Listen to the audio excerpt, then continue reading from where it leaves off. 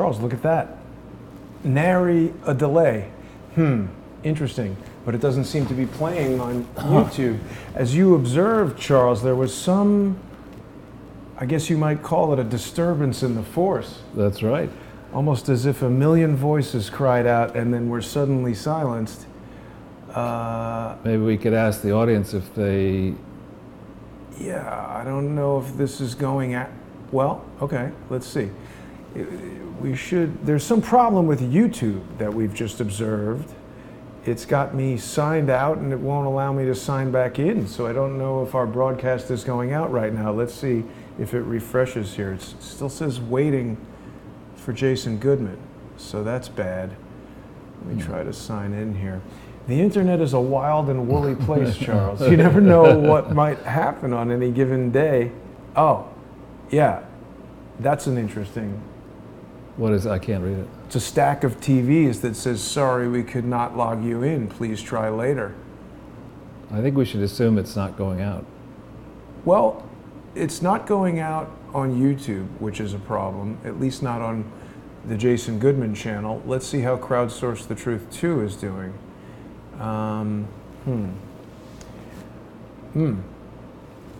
Interesting. Also not going. What, as a suggestion, why don't we push it back for an hour or so and resolve the problem? I have no way of doing that. I don't know if we'll be able to resolve it. What we could also do is press on and then upload this video at any time in the future. Okay, why not? We'll do that. So welcome to Sunday with Charles. It's Charles. Great to be here, Jason, and facing the adversity together.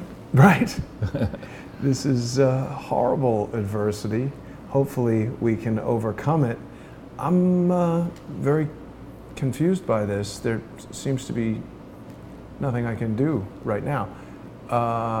Oh, are people, YouTube down, someone is saying on Periscope. So I think there's a problem at YouTube. That makes sense.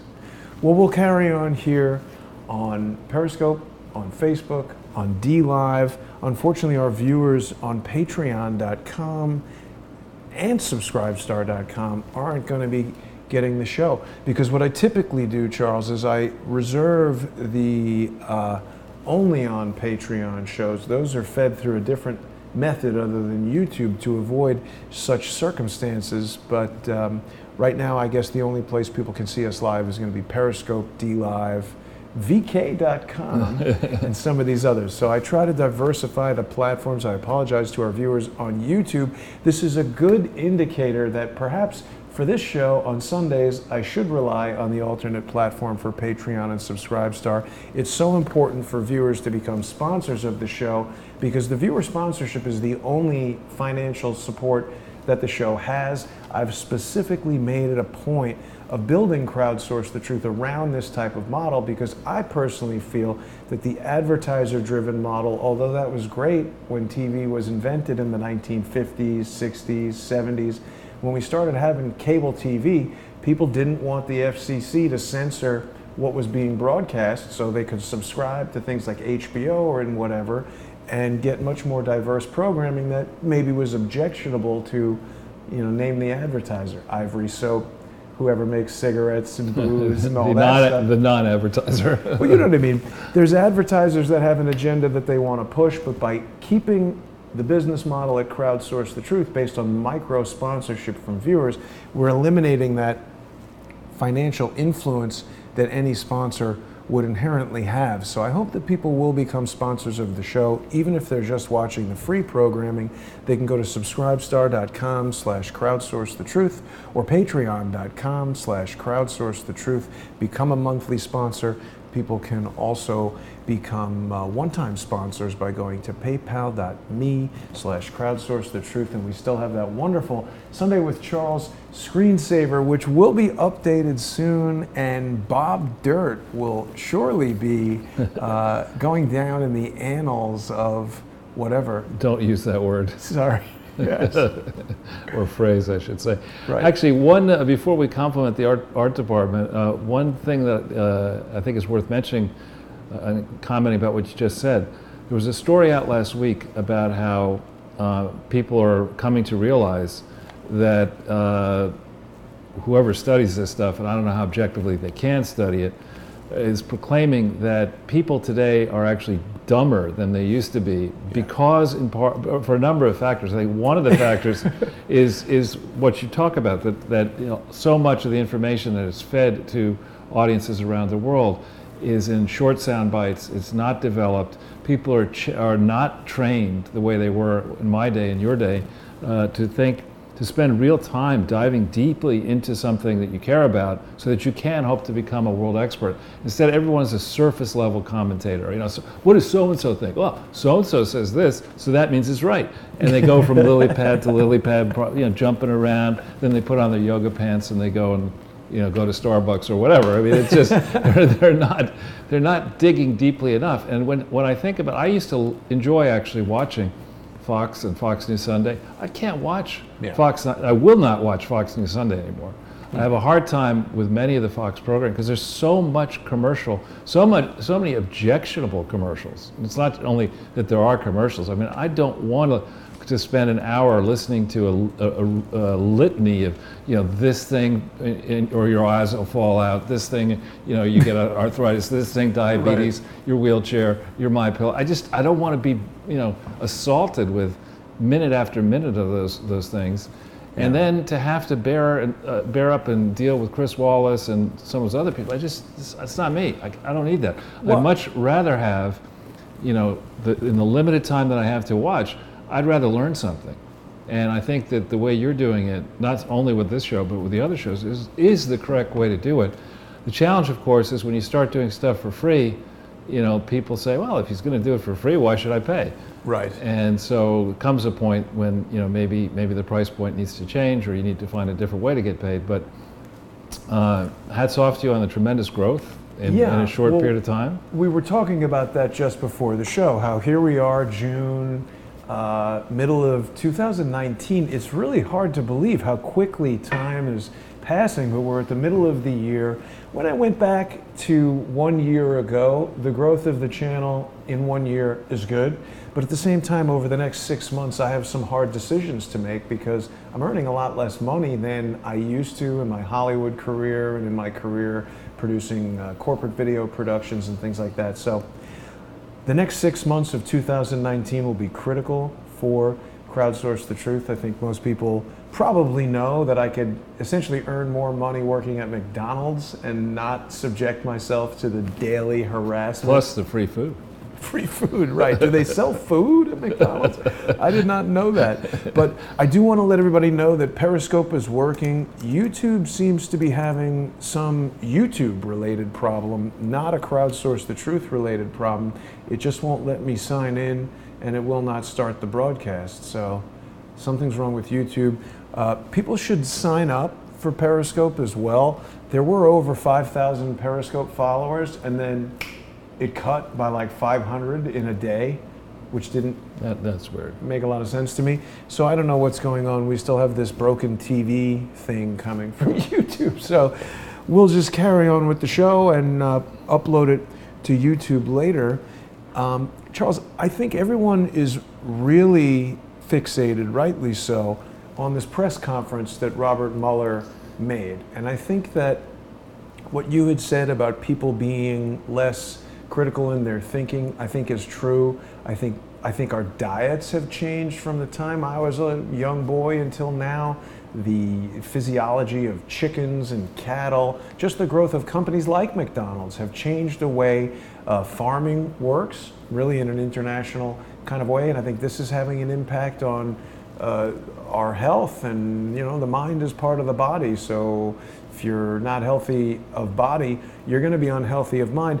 The other thing is, when you look at James Comey and Robert Mueller, two guys that were the directors of the FBI, two guys that gave what seemed to most people like unusual press conferences at pivotal moments, I believe these two are engaging in social engineering, coming out in the public, utilizing social media, traditional media, etc., to essentially brainwash people, to put things out there that are outside the scope of the law. They're getting into psychology, they're getting into these sort of long-term plays where they're trying to convince people of things and trigger certain events like this impeachment that everybody keeps talking about that I feel like you're going to talk to us about today.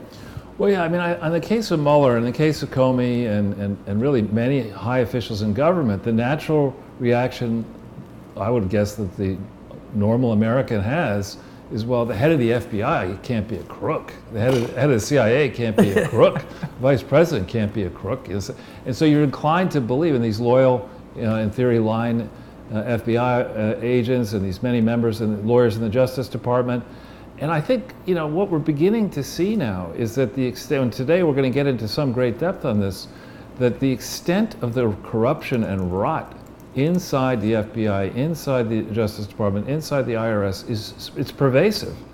And shocking. And shockingly so. And I think, I would guess that Trump and his people have known about this for a very long time, and they've been trying to think through themselves, what's the best way of educating the American people so we could take it in, decide what to do in a rational fashion. I mean, we don't want to take out pitchforks and storm Washington, D.C., but I think what we see here is, particularly in these three musketeers, I mean, I look at this picture and then I think about the long period of time that these three, in quotes, gentlemen held the most influential positions, in theory, protecting America. And I'm amazed that, we didn't suffer multiple 9/11s with these guys in charge of the pack. And frankly, every single one of them, for different reasons, needs to be investigated in great depth. There's no way any of these three people should have a security clearance at this point, in my view. And we really need to understand just how far off, and I use this word advisedly, the plantation, the Obama plantation, these people went from 2000, not just under Barack Obama, but prior to that under under W. Bush, Clinton, and before that under H.W. Bush. We really need to understand the logic that drives people like this who take out, their right hand, swear an oath on something that they're going to preserve and protect the Constitution of the United States. They're not supposed to preserve and protect, George Soros's pocketbook. Yeah, their own bank accounts. Yeah, and some people look at a picture like this and say, "Oh, isn't this great?" People who are, Clinton said such vile things about W, and W, to be fair, did not really mouth off on either Clinton or Obama the way that Clinton and Obama trash talk W. Well, but he's just pull the string anytime he comes out, and there's a limited number of things he can say. But you look at this picture, and my reaction is utter revulsion. Actually, I like this. This is perfect. Well, you could arrest them all at once. They're all there. These are three of the biggest putzes to walk the earth. Yeah, exactly. But, well, with that, why don't we... to the slides?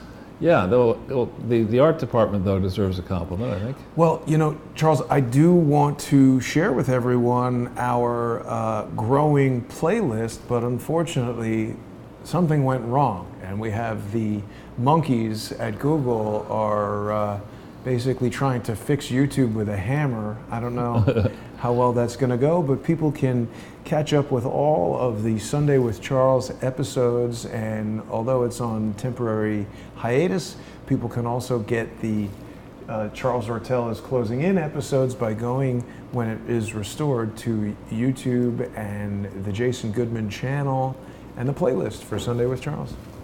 Yeah, so I think it's past time to go after Robert Mueller with a baseball bat here. I mean, I think this is somebody who has abused... Theoretically speaking. Right. Legal baseball bat. But this is somebody who has grossly abused his authority over decades in a manner that not only has harmed people. I mean, people have died because of his behavior, falsely accused and convicted in prison. People rotted in prison to protect an FBI informant, and there are other problems that we could go into in great depth. And this guy, his middle name is Swan. He swans around the world, affecting as holier than thou. I'm a decorated Marine. I'm nonpartisan. I don't get involved in politics. And the mainstream media, especially including Fake Yapper and people like Rachel Maddow and others, Now, because he seems to be greasing the wheel for impeachment, suddenly they like Mueller. But this guy is not above the law. Donald Trump is also not above the law. Nobody's above the law, but Bob Mueller. He's not even above board. Yeah, Bob Mueller, and as we're going to show, people need to remember that he was the Deputy Attorney General, I believe, the day W. Bush, around the day that W. Bush was sworn in on January 20th, 2001. Mueller was, the head of the FBI reported to Mueller. And then Mueller took, I think, a slightly different job, and then he took a short break, but then he came back in as head of the FBI a week before 9/11, on September 4th, 2001, and he held that role as head of the FBI right the way through to September 4th, 2013, after Barack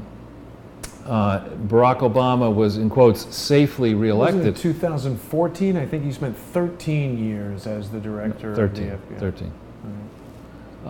And after Hillary Clinton had made the transition from being a corrupt senator and a corrupt Secretary of State person to being a corrupt operative inside her unfairly named Bill, Hillary, and Chelsea Clinton Foundation. So this is a guy who held a very high position where, in theory, he had access to information about most everything that the FBI was investigating. And we know from prior broadcasts we've demonstrated that Bob Mueller was personally briefed about the status of the Clinton Foundation in mid-year, I think, 2002, and there's no way something as sensitive as investigating the Clinton Foundation for 4 years wouldn't have come to the attention or have been a passing interest to the head of the FBI.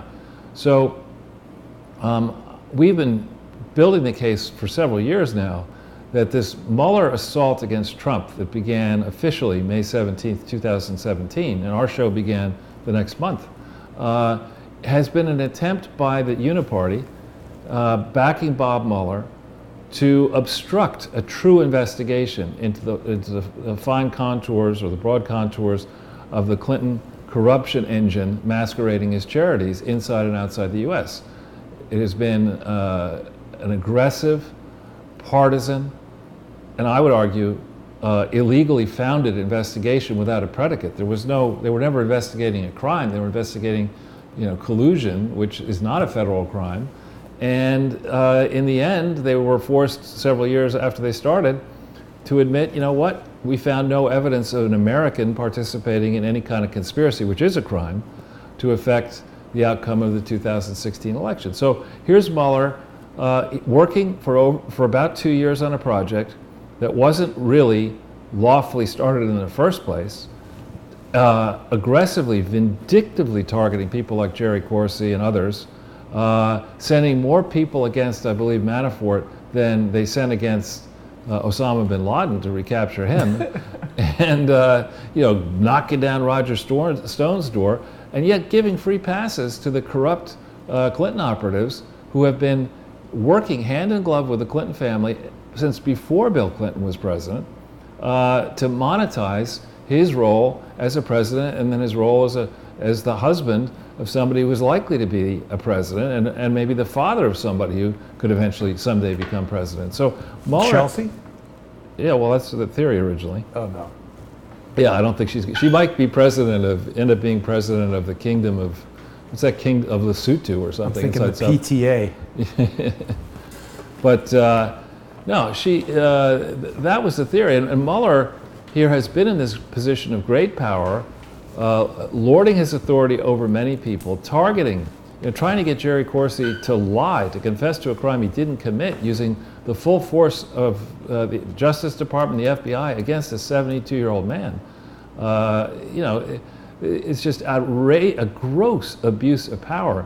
And it's not like we can say, oh, well, Mueller made a mistake, Starr may have made a mistake, let's let bygones be bygones and move along. No, they crossed a line here, and in particular, you referenced this press conference, which I didn't watch. Oh. But I just couldn't watch it at the time. But I've seen summaries of it, and he definitely comes across as not like we do this, a natural conversation where we know the subject matter.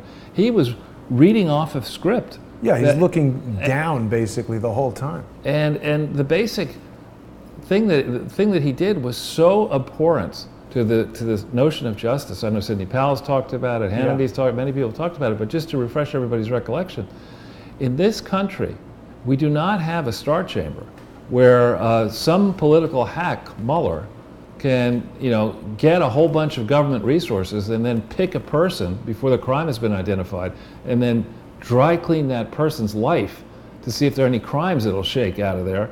And then, when somebody above that prosecutor says, you can't go any further with this, you don't get a chance, as Mueller has done and as Comey has done, Comey to Hillary Clinton, and Mueller to really to Donald Trump, you don't get the right anywhere. And indeed, it's against Justice Department regulations, I'm told, for a prosecutor, and that's what Mueller was, to speak disparagingly about somebody who wasn't charged with the crime. You're just not allowed to do that, and he did it. So Barr has to, and Trump has to, I think, for the benefit of the entire political spectrum, make a big issue, both over what happened in July of 2016.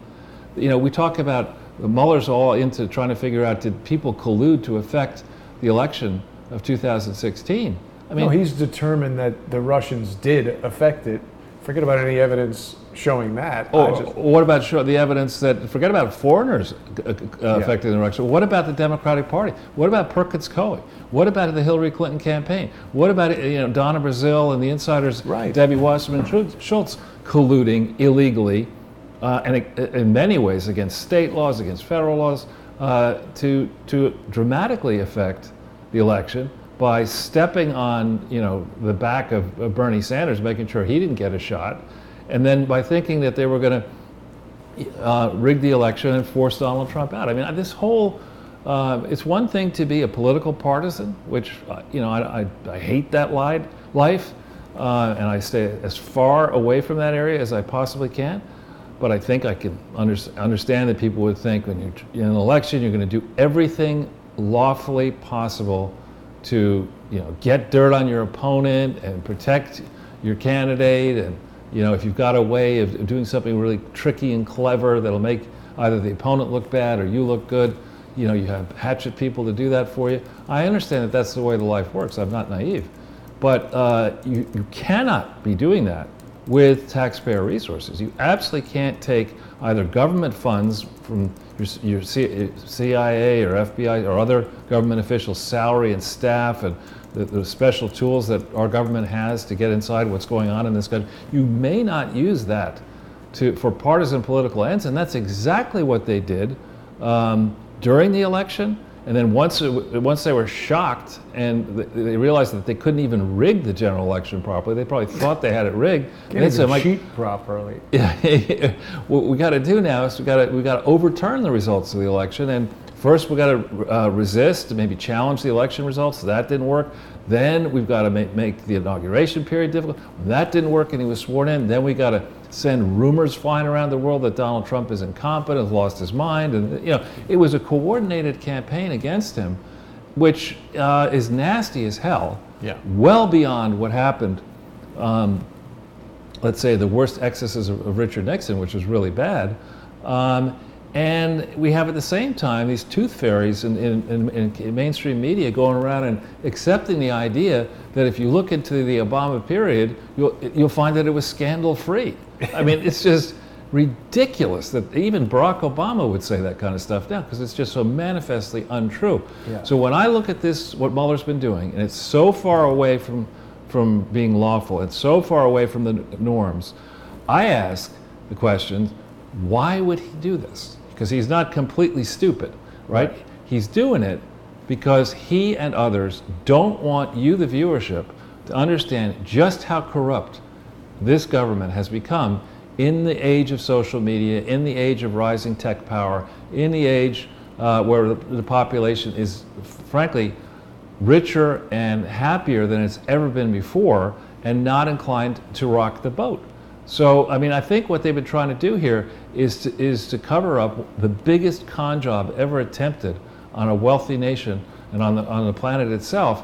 And whenever they scream about something, when Schiff starts screaming about something, when Schumer screams about it, when Obama, he doesn't scream, Nadler, the reason they're screaming about it is they're scared as shit that this They're is in going to trouble. come. And I found it incredibly interesting for the book project. I'm going into quite a lot of detail on the past. And one of the things that I've discovered, which is really interesting, is that Hillary, after Monica Lewinsky rumor bubbled up on Drudge, Hillary Clinton made history in a Matt Lauer interview, commenting or alleging that there's a vast right-wing conspiracy on January 27th, 1998, 2 days before the IRS issued a determination letter for the Clinton Foundation. So, I mean, here's Hillary saying there's a vast right-wing conspiracy when she knows that she is at the center, literally joined at the hip from time to time with Bill Clinton, leading a vast, and I wouldn't call it a left wing, I wouldn't even call it progressive, I just call it a vast Criminal conspiracy. criminal conspiracy to get inside and to retain control over the most, over the critical organs of the most powerful government on earth. And now that Mueller has been, forced, I mean, now the conversations, the internal conversations that will eventually come to light as to why he decided ultimately that he couldn't go forward with anything against Trump and anything on collusion, those internal conversations are going to be very interesting to read, and we will get to see them eventually, chiefly because we're going to, I and others will jump back and say, now wait a minute, I'm not interested in whether Mueller couldn't read a script properly. I'm not interested even in the shocking fact that he couldn't find something that wasn't there. I mean, Hillary Clinton was a horrible candidate. Yeah. She was a discredit to feminists. She was a discredit to Democrats. She was a discredit to Americans. She didn't even fucking campaign. Women. She didn't campaign. It's like, as even Obama said, it's kind of helpful if you want to win an office to show up at, say, rallies in key states. Yeah. I mean, maybe not. Maybe. Let me take you back for a second, Charles, because you pointed out how Mueller, how what he did kind of politicized it, but I think it goes beyond politics. He is literally, he is educating the public when he goes on television, maybe even more so than school. And he's saying, well, we didn't find that he didn't do a crime. How many people's brains are now, this is like you have the right to be believed. No, you don't.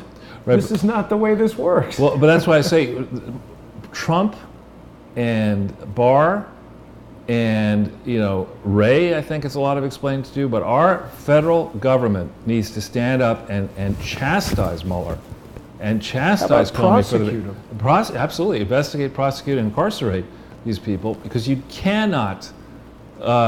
People are gullible. They're not going to necessarily check the facts. And when we talk, the very same people who are decrying America, Obama's down in one of my grandmother's original countries in Brazil, basically talking smack, saying, he actually said that everybody knows that in America you can buy a machine gun over the internet. No, you can't. Obama said that? Yeah, in Brazil. Are you sure you can't? I thought you could. Pretty sure you can't buy a machine gun with no checking. I don't know. Pretty sure. But I mean, he makes comments that this is not, and he also said this isn't a great country because it was founded on inequality. That's what Obama said? Yeah. He went to another country and said America's not a great country? Right, and to say something like that, without asking, all right, how bad is inequality? In Brazil. In Brazil or around the world. I mean, and what does inequality actually mean to begin with anyway? There are a lot of rich people who are extremely unhappy, depressed, clinically depressed, and yes, they have more money, but are they in a better place than somebody who's not clinically depressed and can enjoy the remaining minutes that each of us has here on Earth? So the kind of comments that are coming out of Barack Obama and others, and this recent statement by Swanee Mueller in between his whiskey gulps, that Trump was not exonerated. He has no right of exoneration. Yeah. And this experiment that has worked in fits and starts, and didn't start out perfectly starting in 1789 under the Constitution forward, it may not, nothing's going to be perfect. Each of us is imperfect. But this experiment has produced rising living standards for an enormous number of citizens and for others around the world who trade with this great country, under a principle that you are actually innocent until the government, with its resources, proves to the requisite standard, whether beyond a reasonable doubt or by a preponderance of evidence, that you're guilty of a crime. But you have a right to face your accusers. I mean, this guy, Mueller, should get his law license yanked. And all the people, the Nadlers of the world, others who are encouraging this idea that you can outsource government stuff, Congress's work to the special counsel, you know, that's not the way it works. The President of the United States is the leader of a co-equal branch of government. Our Constitution, evidently these morons, many of them who still, some of whom have been in Congress for 40 years, never read the Constitution or remember this important principle. If you want to remove a president, you've got to remove a president for high crimes or misdemeanors. You can't remove a president because you don't like the fact that he won an election or that he used vulgar language or that he's a billionaire. Those aren't reasons that you can impeach a president of the United States. Now, Charles, real quickly, I'm very confident that you know more about Brazil history than I do, but wasn't it something along the lines of a bunch of Portuguese people went there, killed a lot of indigenous folks and moved in?